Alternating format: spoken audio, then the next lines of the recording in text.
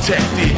Planet Earth, we can't neglect it. Nature sexy, we need this place, so please respect it.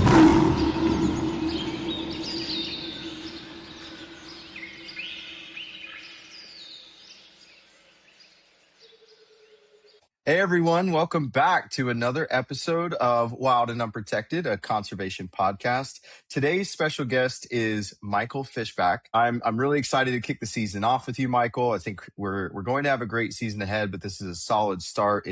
It's very different than kind of the guests that we normally have because of what your organization does, your background, which I think is particularly interesting, and we'll dive in. And I think we're going to have a lot of great conversation today that's tied not only to your organization and yourself, but also kind of the state of the planet. There's going to be a lot of good stuff. So I'm excited. Welcome to the show, Michael. My pleasure to be here. Looking forward to the chat for the next Wild with you. Absolutely. Yeah, it's going to be great. Tell us a little bit about yourself. Yeah, so my name is Michael Fishbach, and I think getting into my earlier background, a little bit unusual for the ocean conservationist that I became, is that my whole early life was about tennis. I was a competitive tennis player from age 6 to age 30. That went from my upbringing in New York, competing regionally and in that part of the country, to nationally, to college in California, and then 10 years on the professional tour, the global professional tour, where I'd say, the short highlights from my career where I was one of the top 50 players in the world in both singles and doubles, and played certainly every tennis tournament that any of the listeners have heard of, Wimbledon, US Open, and all of them. Then after tennis, I chose to not spend my entire life in tennis. I had really a big part of my life in tennis already, and I felt like there were other things that I wanted to do and experience. I had multiple interests, and I got very, very involved in the environment. And again, I think all of our lives are a very long story, but to make mine more brief, that interest in living up in Vermont at the time led me to the St. Lawrence River in Quebec, Canada, which led me to meet some of the world's largest whales and some very dedicated and really cool people that were working with those whales. And they took me on, and I learned about a world that I knew nothing about when I was growing up. And in my years of working with these animals up in Canada, one of the things I learned, besides their awe, just the presence, their awe of presence, was that there were a lot of things that were not going well for them. And in the course of my own scientific research, studying these animals, I became very dedicated and passionate about trying to help them. And right now, that's where I sit, and what the primary category of this conversation is the work in the organization I created, and then the second one that we're a part of, our work to help the plight of the world's great whales and our oceans. And I'm so excited to talk about those organizations here in a moment. I want to go back to kind of your path to conservation and science. It's funny, the more people that we talk to on this show, the wider the path dispersion becomes. You see people from all over. Like, my path was actually very similar to yours outside of, I think, the amazing professional experience, sports background. I had gone to school at first for marine biology, and then ended up switching and got my degree in sport and business management. And so it's cool to see someone who had gone down the sports path like I did. I ended up working for a Major League Baseball team out in San Diego before I decided, you know what, sports is not where I want to dedicate my life, similarly to you, and moved over into kind of the conservation, science, and corporate world.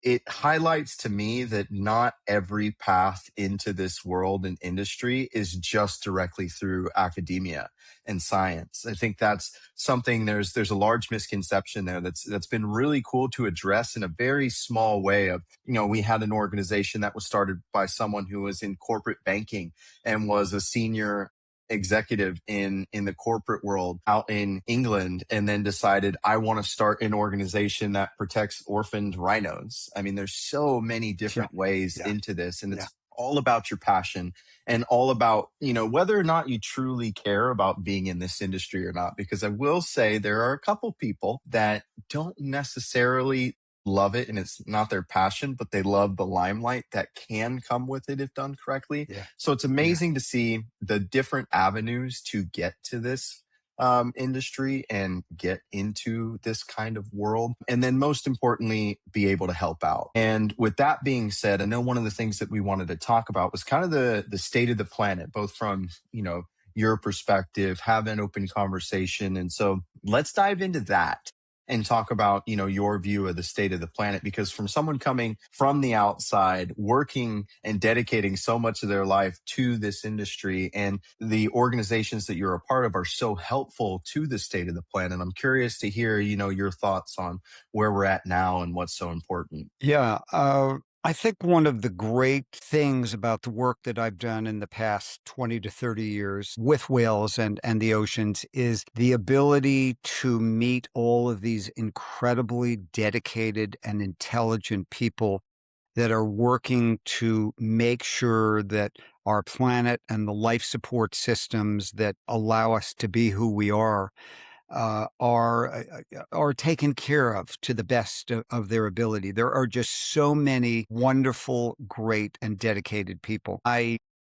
Just to give you an example, I have spoken at the UN climate talks. I've spoken at the UN Ocean Conference. These are conferences that tens of thousands of people attend from all over the world. In fact, the coolest thing about being at these conferences is seeing people and they're dressed from all over the world, all the different looking people, all the skin colors, all of the clothes, all together for one great purpose.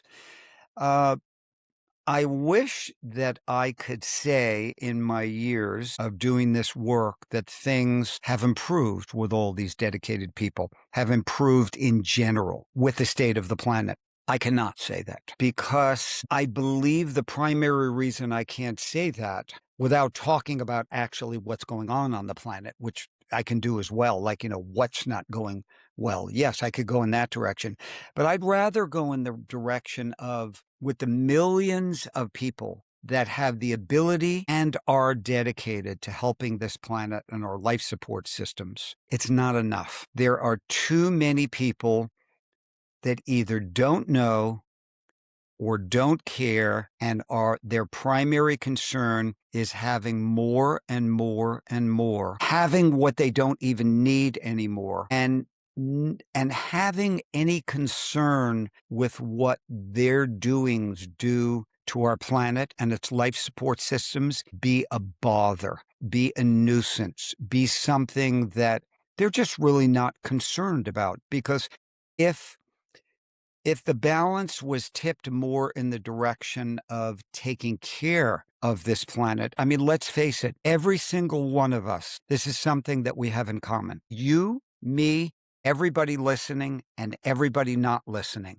There's one thing that we have absolutely in common, and that is the very next thing that we need. Everyone alive on this planet, the next thing that they need is the same, and that is their next breath of air. There's really, and I think the state of the planet, if it could be brought there and people could just think about that a little more and not take it for granted while they try to make more money or have more influence or gain more power or whatever it is, if they could be a little bit more there while they're doing the other things they need to do to enhance their lives, maybe I would have a different answer to your question now. But things, unfortunately, have gotten worse in the years that I've done this work. And that's a very sad thing to have to say and think about. And at the same time, it's a great honor to be on the side and with the team of those of us that are trying to make a positive difference for everyone, for all life forms, plant, animal, human, whatever, and our planet as a whole. That is one of my great honors. The way that I look at things now is you have so many people who are trying to further their own lives and their own abundance, whether it's, financially, whether it's material, whether it's power, any of those items, that is a very common mission I see amongst people nowadays. And it feels like it almost comes in direct contrast and conflict with what we're trying to do. And one of the things that I really try to help almost humanize to a level, because the things that I've talked about have almost become human. Like you ask everyone, and that's kind of what they feel the human journey is to move yourself forward as fast as possible. And one of the things that, I've really tried to almost bring down to earth is that there is a way to do all that, but there also is a way to create positive impact, even in the smallest ways. There are quite a few team members here at Wildscape, myself included, who have corporate 9 to 5s who want to make sure that, obviously there's a roof over their head, but they make a living for themselves. Going the extra mile to start a nonprofit that builds educational content, it's not a lot. We don't impact people by the masses, but it's a little. We can impact a few people. And that's really where that balance, I think, is that if we want to move the state of the planet forward, finding that, that little bit of interest where you can engage people at where they are, because it's tough. I love what we do. There's nothing more that I love than diving into the science, no pun intended, because marine biology is definitely kind of at the core and the heart here, but Diving in. I love that, but not everyone does. So how do we connect the dots to move the state of the planet forward? I don't think there's an actual, generalized answer to where we can engage enough people to where they would get involved and do the small things. There might be. So I think one of the really cool things that I've seen over the last, 3 or 4 years since we started up Wildscape is, the more that we can engage people with, the science, with the stories that are impactful and engaging and just an absolute joy to listen to, it unlocks their desire to figure out how they can impact. And I think that's how we get the ball rolling. I hope that in general, because I 100% agree with you, like things are not where they should be given the amount of resources and amazing people that we do have working on this. It's, lack of progress or almost steps backward, I think it is not from a lack of effort or amount of people. It's from the opposite. The wave that we're trying to fight is just getting bigger. Yeah. And I do think, from a positive lens, or at least I keep telling myself this because this is how we keep going, is keep pushing forward, keep trying to engage. And at the end of the day, we can sleep knowing that we did the best that we can. Is it always going to be a good sleep? No, because things aren't always going to get better. And I think we've seen that. I mean, you over, the absolute breadth of your career have done so much, have been a part of this for so long. And to sit kind of in the seat that you do, I think that's pretty damn good perspective on what's going on and what's not going on. So I think when it comes to the state of the planet and being able to really move that needle, I'm remaining hopeful that the more and more that we are able to continue to engage, even winning one person at a time, gaining one follower to what we're doing at a time, I think is a step in a positive direction. My only hope is that those steps aren't so small and so incremental that we run out of time and something that we truly can't go backwards from happens, which, you think about everything that's going on in the world, especially regarding whales. Whales are an incredibly impactful species. There's so many people who engage both positively and negatively to that I think, if we can continue to make those steps, we're going to be in better shape, hopefully 10 to 15 years now than we were 10 to 15 years ago from today. And I know that's hopeful. And I think there's a lot of people in the industry who be like, you know what, that's naive, but I'm still trying to remain hopeful. Well, just real briefly on that before we get into other details, a couple of visions I just like to give, realities, visions, things that impacted me. I remember the first time I was in the tropics and I saw a mango that was on the ground that was rotting. It had fallen off a tree, animals ate it, it was rotting. There was the seed, and the seed was sprouted. A mango tree was coming out of the seed. Well, a mango tree has hundreds, if not a few thousand mangoes on it, depending on how old it is. And when I realized that one seed of that one mango on the tree is capable of growing another tree that has hundreds or 1,000 or so mangoes on it, you have to believe that there can be enough bounty on this earth for us all when you look at it that way. And Conversely, in the oceans, when there's a part of the ocean that has been decimated, I'm not going to get into coral bleaching, but let's just say maybe overfished or just used a little bit too much, and it's left alone, the regenerative capabilities of the ocean equal what I saw with the mango. If we just take care and we just do things intelligently and compassionately, the earth can still bounce back. I mean, we've got some warming baked in. We've got some more ice that's going to melt.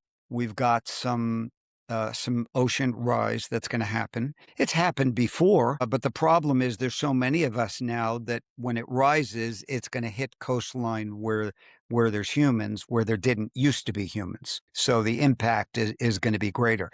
There's not a big historical deal about ocean rise. The ocean's been much higher than it was now, but there weren't people living all along the coastline, and livelihoods and lives and histories and infrastructure all along the coastline. So, one of my main messages when I ever get to talk to a wide audience, give the earth a chance. It's an amazing bit of existence in the universe. Give it a chance. It's allowed us to be here in the first place, and it can regenerate from the state it's in now, which is not horrible, but it's degrading and really above anything that we can talk about to do with whales or smaller details. Please get involved in helping your earth. Yeah, I love the way that you put that. And to kind of tie it back to the abundance portion that I was talking about earlier, we move that direction and we take care of things. In turn, we will be taken care of. And instead of it just being abundance at a personal level, it's amazing abundance for all. And I think that's, one of the keys that people are missing because, how easy is it to source food when you don't kill off your food supply? I mean, it's kind of Easy. like that, Easy. it's a moral quandary of saving now and having later, or overdoing it now and having nothing later, if we want to put it in the absolute simplest terms, which I think that can impact people. But you're 100% right, and I love that visual of the mango tree, because I think that truly puts it into perspective. That's easy to convey, and I think that in and of itself is where we start to lose people sometimes, is we dig so far into the science that we lose a lot of the everyday people because they just don't understand. And that goes back to tying what I said earlier, meeting people where they are and doing it in a way that's engaging. So that vision is amazing. And I think, like you said, we give it a chance, things will more than likely bounce back. I do think that sometimes humanity as a whole can be its own worst enemy. And I don't say that in a truly derogatory way. I say it as in, a factful truth that sometimes these decisions are going to have impact that is not so great. And it's going to kind of an oh shit moment of like, ooh, we messed up, and there's a moment of realization. And that could happen, with flooding of coastlines as oceans rise, depending on what we do or do not do. And then there's that moment of reconciliation that I think comes with it. But the good thing is that we have so many people like yourself, thousands and thousands other conservationists, and even more people that, while they don't directly get involved, there are people who put their money where their heart is. And I think that is something, Yeah. that doesn't get talked about enough. Like, everyone who puts a dollar towards organizations like yours, like mine, like the many others, like that dollar goes such a long way. And that is so appreciated, because we know not everyone is capable of going out on a boat, spending 8 days on a boat, trying to find one whale to be able to either get some sort of fecal sample or blood draw, or put a tracker or sat tag on it so we can learn as much as we get. Not everyone can do that, and I get that. But the people who understand that and at least attempt to give, even in the smallest way, like, we're thankful for those too. So in a sea of negativity, there's so much positivity there as well. There's so much. Yeah, a lot. Yeah. So, with that being said, we had mentioned that you have started an organization or a part of another organization. I want to start with the discussion on one of those organizations, and that is Whale Guardians. So let's dig into that. What is Whale Guardians? What do you guys do? What's your involvement in the organization? Okay, so Whale Guardians began as a program of my first nonprofit, which was and is the Great Whale Conservancy. And Whale Guardians has since jumped over from North America to Europe. And now Whale Guardians Europe has its own nonprofit organization, which I am a part of, and its own team. And it really has a very simple mission: to save lives, thereby allowing the increase of the world's great whales towards their pre-whaling densities. Whales were greatly diminished by the slaughter of the industrial whaling, which fueled, especially from sperm whales, the industrial age and the modernization of human life. And we're missing over 3 million whales that we used to have. And they're not recovering since the moratorium on killing them or having whaling continue, which it does, but at a minor level, a tragic level that it still exists, but a minor level. They're not recovering because there are problems that they face now that they never used to face previously. So it isn't that the killing has stopped and they can just simply recover. They have a more challenging environment to recover in, and there are a couple of unintentional consequences of human activities that really are taking far too many of the lives of these animals, keeping their sort of return or rebound flat, more or less, for most species. And those are unintentional entanglement in fishing nets that are put out for other reasons, not to catch whales. And the one that we focus on, which we think is the most solvable of all, and that is the unintentional ship strikes that happen on large whales, because the whales don't understand the ships, and the ships don't see or really understand how to avoid the whales. These are unintentional. No one from the international fleet that's driving a ship around, whether it's full of oil or minerals or containers or other things, wants to kill a whale, but it happens probably every day in every ocean, and it's taking its toll. So Whale Guardians, to put it simply, gathers data on how whales use this or that habitat. We choose specific regions to focus on. These are primarily regions that are somewhat near or close to ports, because that's where the ship concentration is highest, because every ship that's on the oceans right now is going somewhere, and that somewhere is to a port. And many of those ports have seasonal visits by many whales. So we gather the data, we map it on how the whales are using that habitat, and then we use shipping personnel on our team and an app that we have developed to route the ships seasonally away from the critical whale habitat and into and out of port in a manner that is just responsible, intelligent, safe for the whales, and also considers the operations of the industry. So as I said, we have industry members on our team. We're not just having these ships avoid whale concentrations. We're really thinking about what kinds of ships are going there, where they're coming from, what they're doing, how they're leaving, and we're minimizing any impact to their operations that we possibly can minimize while we save these whale lives. So this is the way, as Whale Guardians grows, that we save lives and we begin to rebound the populations.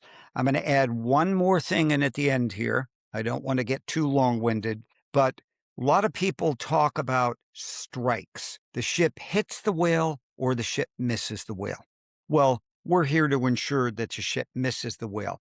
But there's one other problem when these routings are not put in place, and that is very close calls, close misses. Oh, it's a victory. The ship didn't hit the whale. But actually, it's very disruptive to the life and the doings, the feeding or the communications or the daily comings and goings of a whale.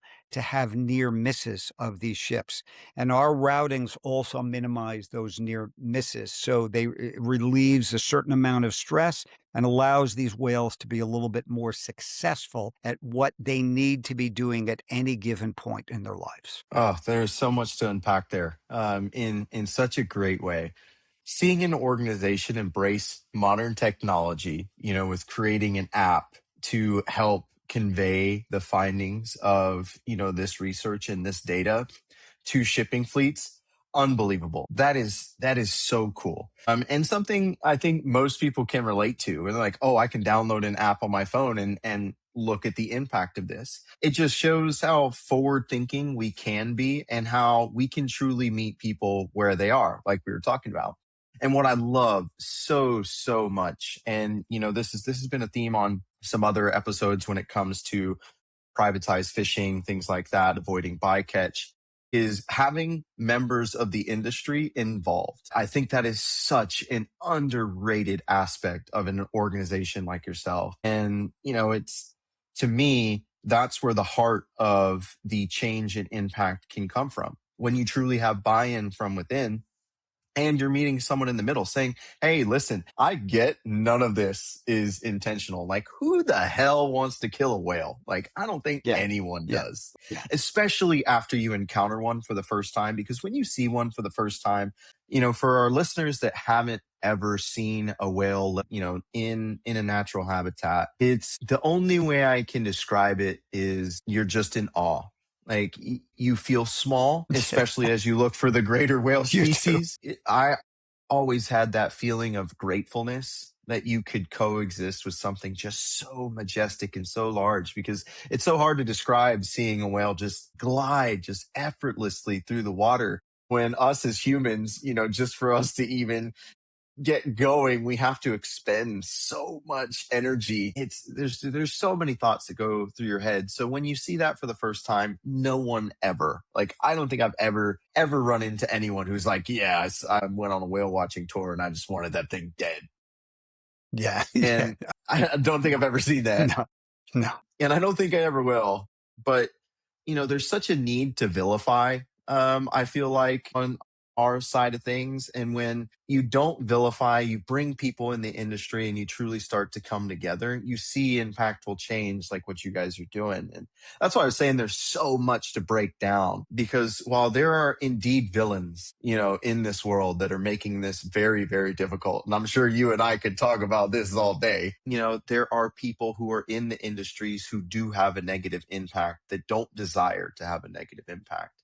And forming those relationships, I think, are key. And that's where you can come to the table and say, all right, well, what type of talents do we have here? It's really amazing that you had, the talent to be able to develop an app that really meets people halfway and brings that simplicity too, especially when it comes to something as difficult as rerouting. Like that to me, that's a challenge in and of itself. So kudos to the organization. But gosh, there's so many cool things that the org does. And that's what piqued my interest in reaching out and having you on the show. It's these types of organizations that really make an impact, not just right now, but 20 years down into the future. Yeah. This needs to live on. What needs to live on, what a lot of these organizations are doing.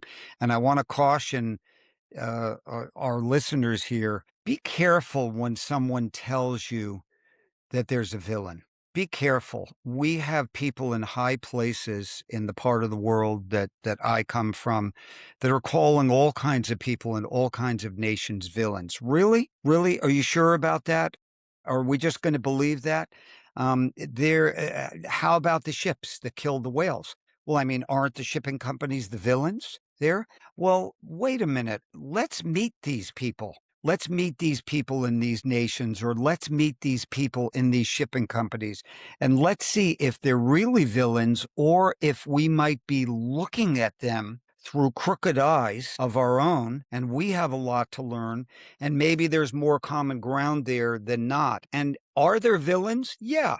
I'm not saying there's not villains out there, but what we need to do is we need to look at nations, we need to look at shipping companies, and we need to look at people in our own communities that we maybe think are villains or we don't see eye to eye to, And we need to really learn to find common ground where we can and understand each other more, because as we vilify, we turn the planet into a worse place, because when we vilify, we justify actions that are really not justifiable. Yeah, I couldn't agree more. And thank you for adding to that because it couldn't be more true. So one of the stories that I wanted to talk about as we go into Whale Guardians, and you had told me this story before we hopped on the recording here, the white blue whale story. So can we dive into that? Yeah. So every year we go down to the Baja California Peninsula. That's part of Mexico below California, one of the longest peninsulas on our planet, actually the third longest, but we won't get into my geography expertise right now. And we do a whale research. We do that on a Mexican scientific research permit. By the way, most people, I'm a citizen of the earth. That's what I consider myself. As most people can probably tell what nation I come from. And I am a proud resident of the country of Mexico. They honored me with a residency card some years ago.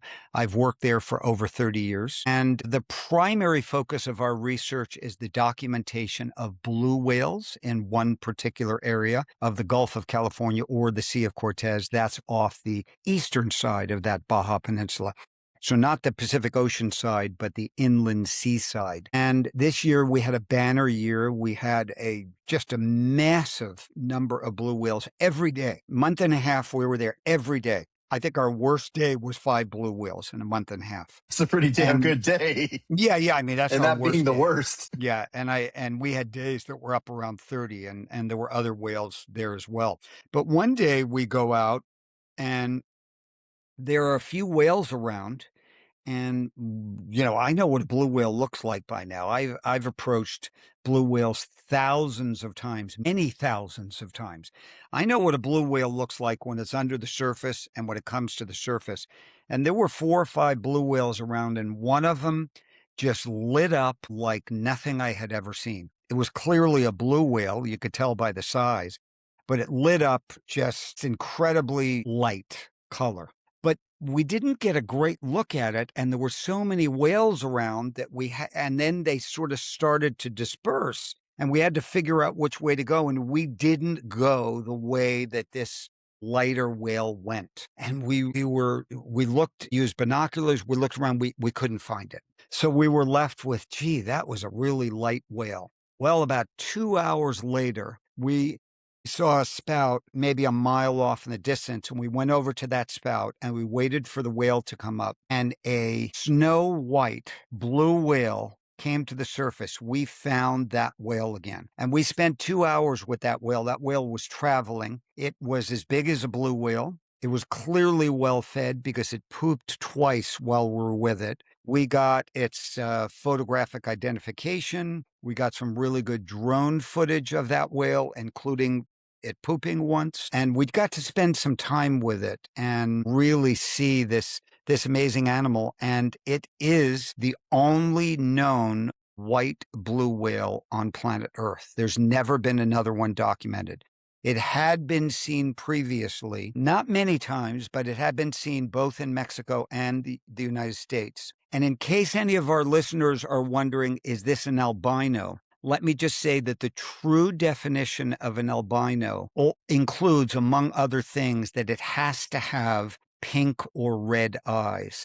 And I can tell you right now that blue whales do not swim up to you and produce an open eye for you to be able to tell whether it's an albino or not. So we could call it leucistic. You can look that up if you want. We can call it maybe an albino, but what we definitely can call it is the world's only known white blue whale. That is, when you told me that story for the first time, I think about it in terms like if you were to see it amongst other whales, how cool that would look in comparison, and how special that moment would have been, not only from like a humanized lens, but also from a scientific lens as well, like being able to Oh, yeah. document that Yeah. for the first ever recorded time. I can't imagine that feeling. Yeah, I'm not going to forget that one anytime.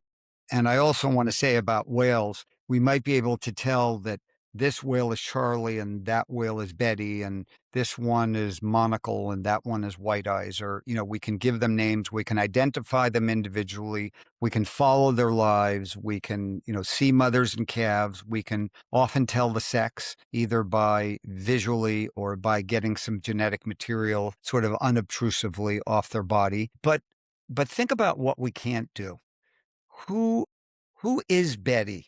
Who is Monocle? What are they born with in the way of not historical knowledge? What are they doing? What are they thinking? How do they rest?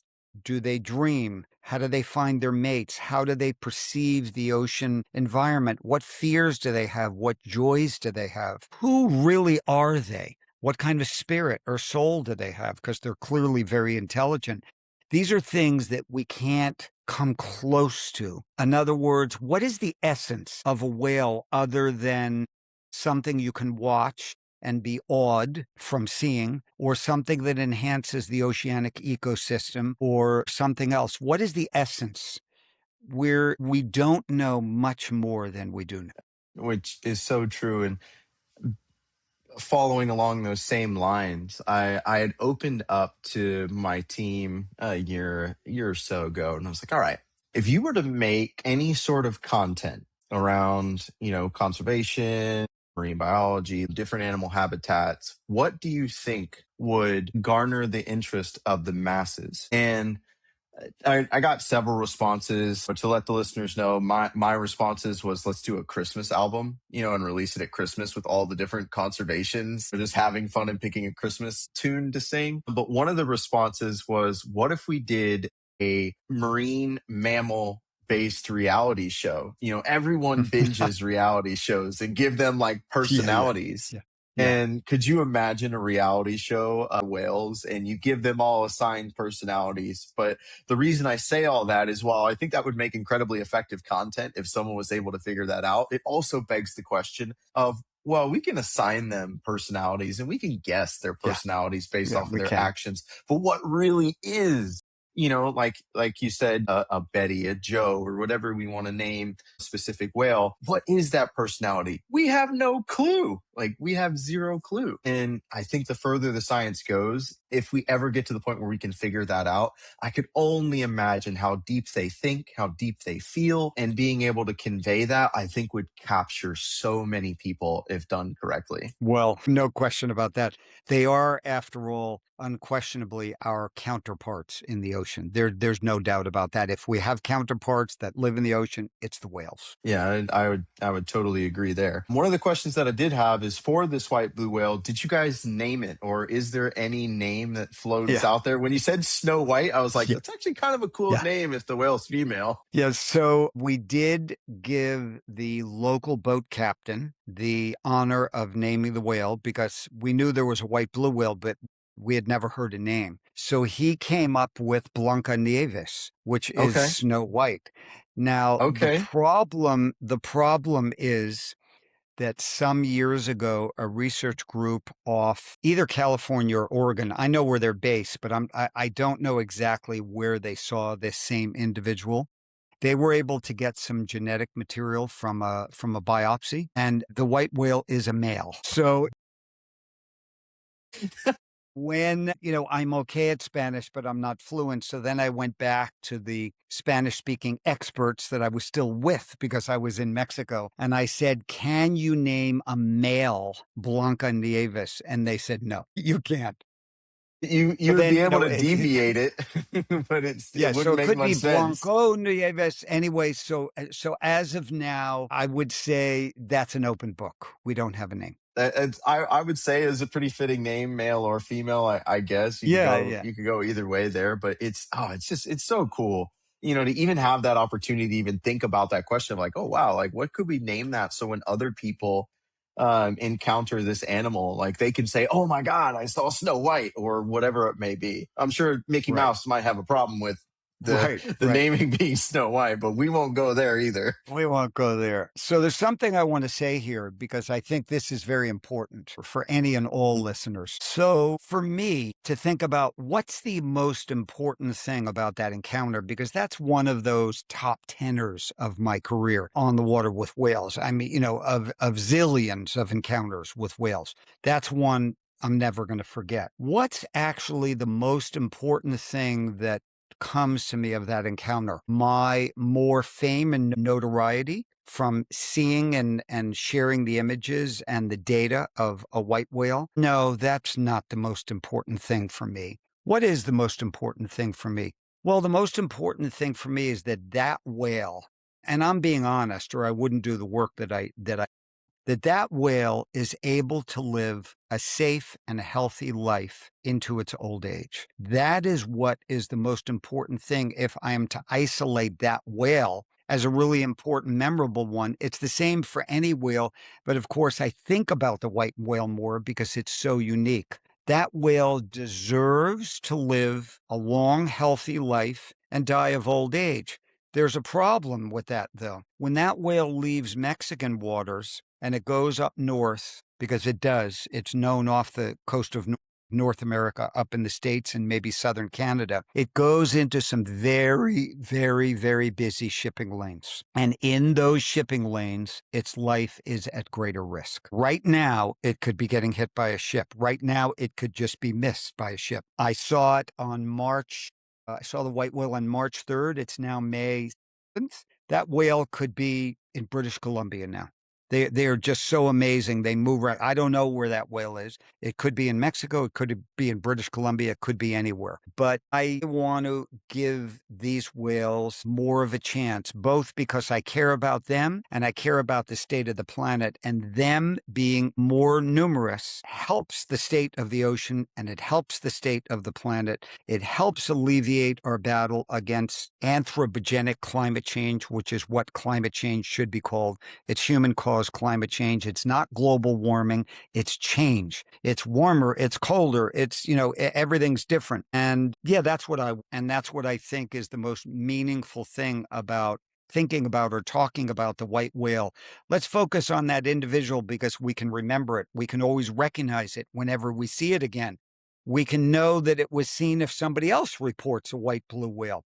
So we can focus on that whale and say, as an example of all the whales, may you have and may we do what we can so you may have a long, healthy life. Hmm.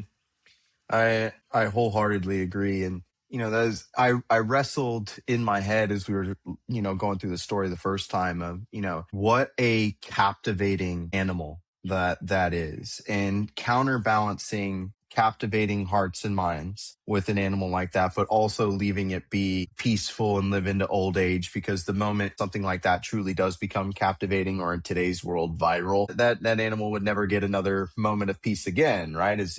Someone would have a sat tag on it 24/7.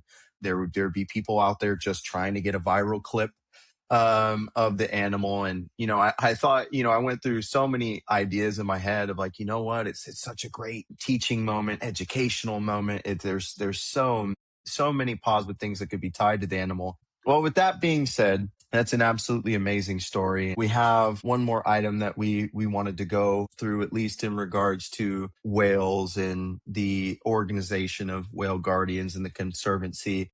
I was talking about whale multiplication and how important that was. So we'll open it up to you and let you kind of kick that portion of it off.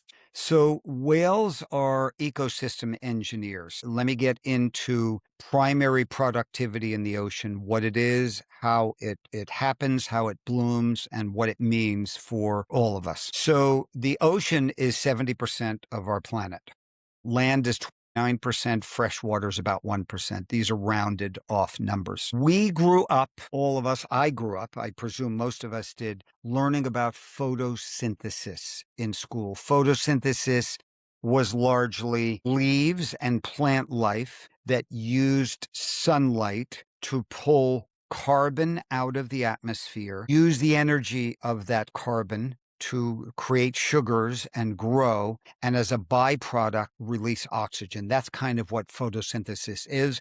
And I was under the impression that photosynthesis happened on land with plants. That's what it was. Well, actually, more photosynthesis happens in the ocean than it does on land because primary productivity in the ocean is something that we call phytoplankton. And phytoplankton is a plant algae like life form that happens in 70% of the world. Not that it happens in every square inch of the ocean, but it happens in 70% of the world because, let's face it, trees and bushes and shrubs don't happen all over the 29% of land either. There's frozen areas and deserts and places where there isn't that. So indeed, the phytoplankton photosynthesizes and it pulls carbon out of the atmosphere and it uses that carbon to create sugars and grow. And its byproduct is it releases oxygen.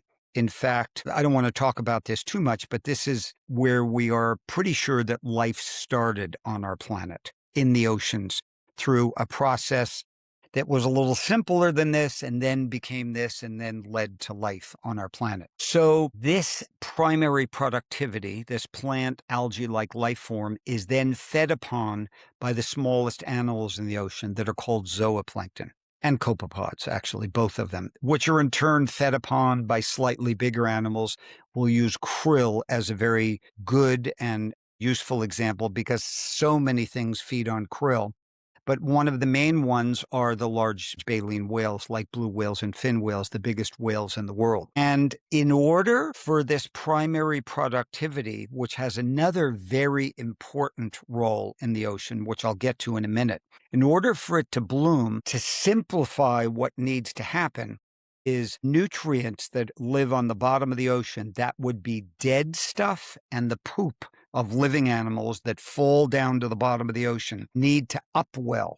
And seasonally currents will upwell those nutrients from the bottom up to the surface. Then they need to mix with the essential minerals of iron, nitrogen, and phosphorus. These minerals are just incredibly present in the feces or the poop of large whales. This needs to happen in the zone of the water called the photic zone, the zone of the ocean that is called the photic zone. In other words, the surface zone where sunlight can penetrate, and then the phytoplankton explodes. It blooms.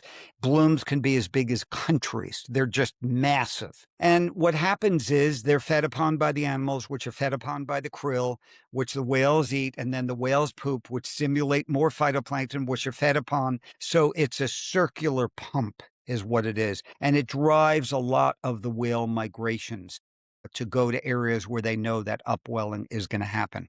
Now, a couple of other critical things about this plankton. Number one, it is the base of the entire food chain of the ocean. So anyone listening, think of something you like in the ocean or you like to eat from the ocean. You don't have it without phytoplankton.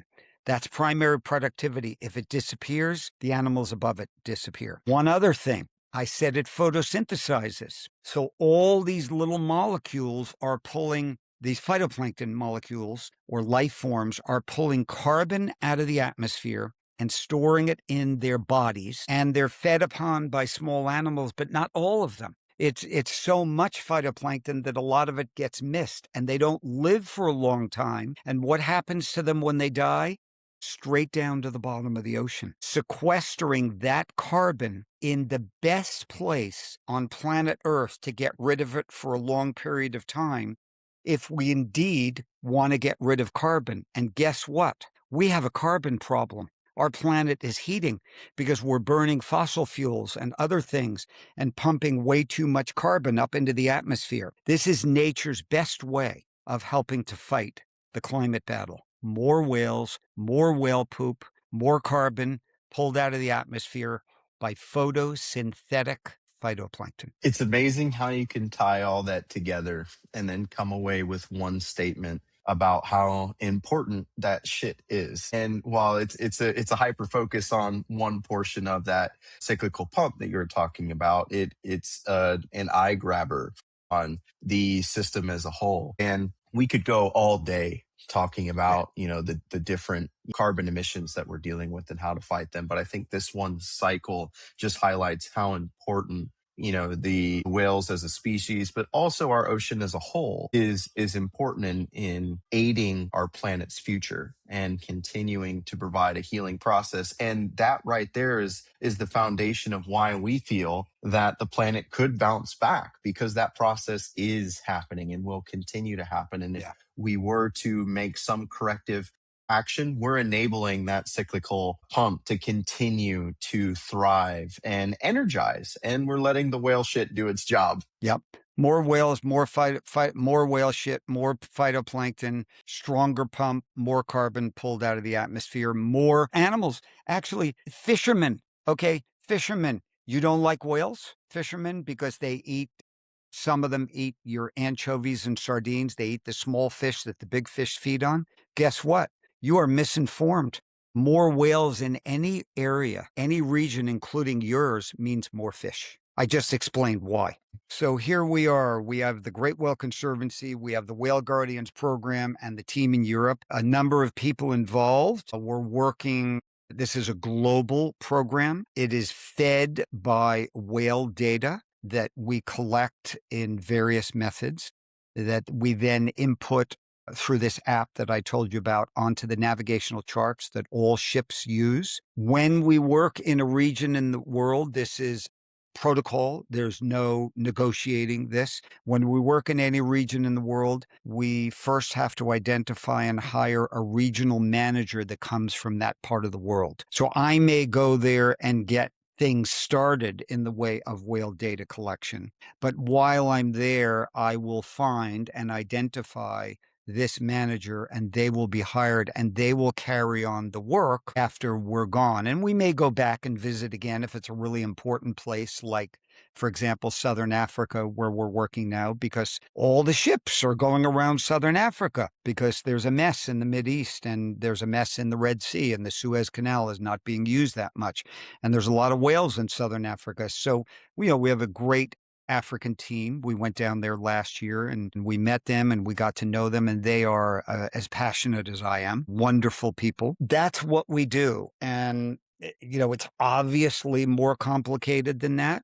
But in a nutshell, we identify whales, we populate maps with that data, we identify the right people and the right methodology, and we create routes. So seasonally, when the whales are present, we won't ask a ship to do anything when the data doesn't support that the whales are even there at that time of the year. Seasonally, when the whales are present, we ensure the fact that the ships and the whales are separated by space and time, thereby making a strike, a life-ending strike, impossible and saving lives.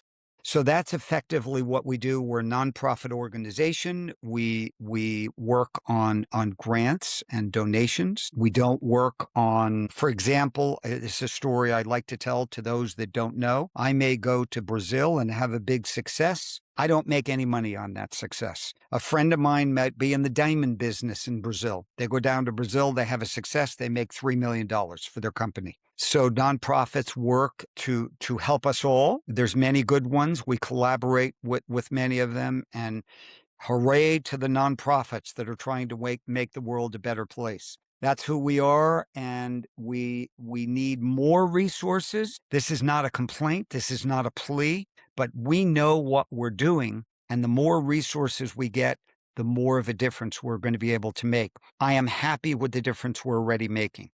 Very happy. But more means a bigger difference. So that's who we are. That's who we are.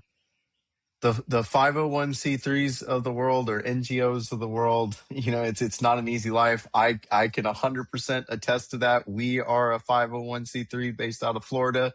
That shit's not easy, and any impact that can be made off of that type of fundamental organization is amazing. And with that being said, I'm just putting in a plug for the Great Whale Conservancy in North America and Whale Guardians Europe in Belgium. That's who we are. And now to everyone's favorite portion of the show, our wild segment story. Michael, like we had talked about, I love hearing these stories fresh. I cannot wait to hear what story you have for our wild story segment for our listeners. that are coming back to us for season 4. You know, this is where things can get kooky.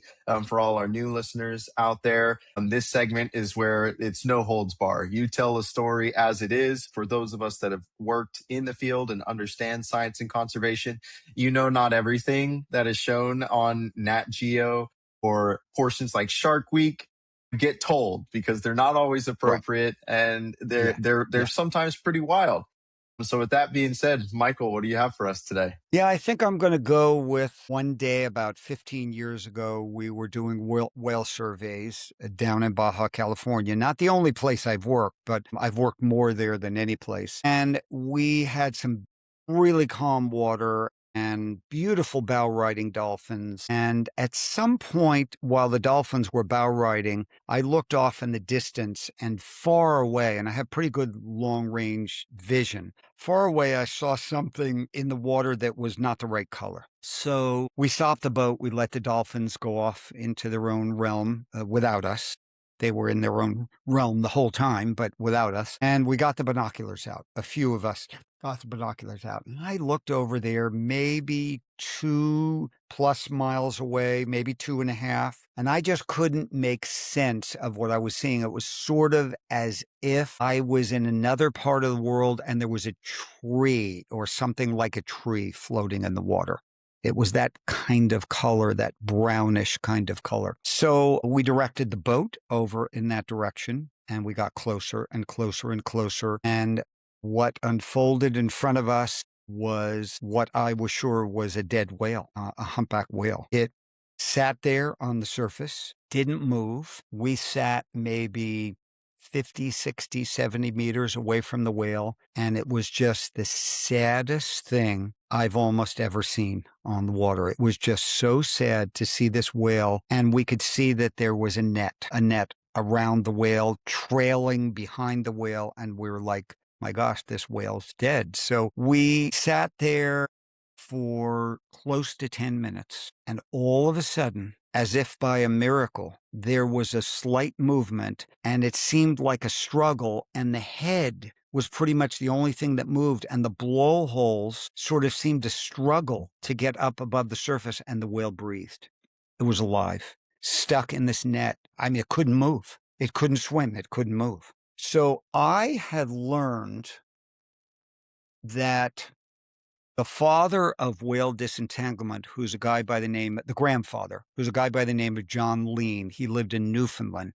He's not with us anymore, but I had read a lot about John and his work. And what he said was, if a whale is immobilized and it can't move, go in the water and connect with the whale and try to show it that you're there to help it. If the whale can move, if the whale can swim, do not go in the water, because that can be very dangerous. You could get, hung up in the net that the whale's hung up in, or many things can happen. Well, this was the classic John Lean whale that couldn't move. So I went into the water. Not everyone in the future was happy about the fact that I did that, because this was all videoed. And I swam within 10 inches of the eyeball of that whale. And we just looked at each other. And I tried to think, as John had suggested, I tried to think and portray to the whale that we're here to help you. And the whale came up and breathed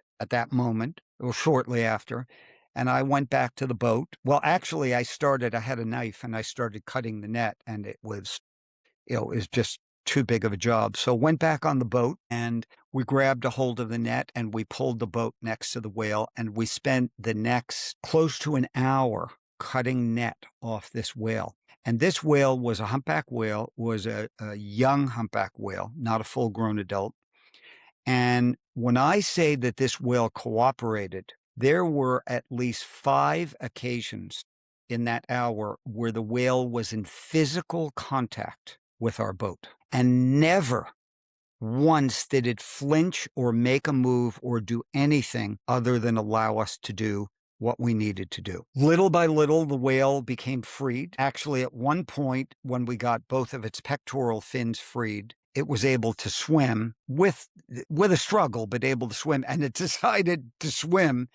And with the boat stopped and the engine off, it pulled us half a kilometer backwards through the water. It was because we had contact with the net, on the boat. So then eventually, slowly but surely, over the course of the hour, we got that net off the whale from the boat. Nobody ever got in the water again. And when we got the net off the whale sounded, it dove, it disappeared. And we were all excited to move and follow it and see what it was going to do. First thing was, though, I had to go in the water and make sure that there was no net wrapped around our propeller, which there was. So I had to go in the water and remove all the net from around the boat. We had just a ton of net, a shitload of net. But that's the second time we've talked about that, but a different kind of shitload of net on the boat. And then we waited, and 5 minutes later, the first thing we saw was a full breach of the whale jumping out of the ocean. And that happened 40 times,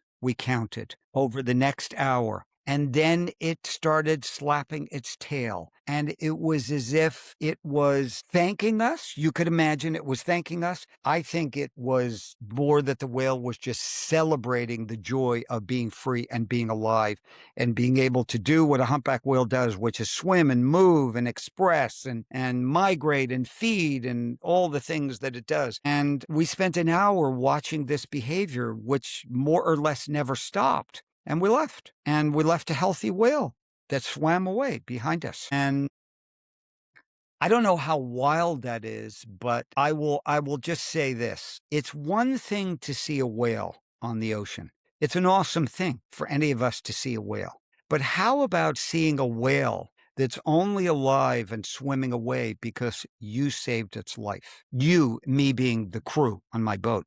That is something like the white whale that if our lives were 10,000 years long on this planet, I would never forget. Damn, that's a good one.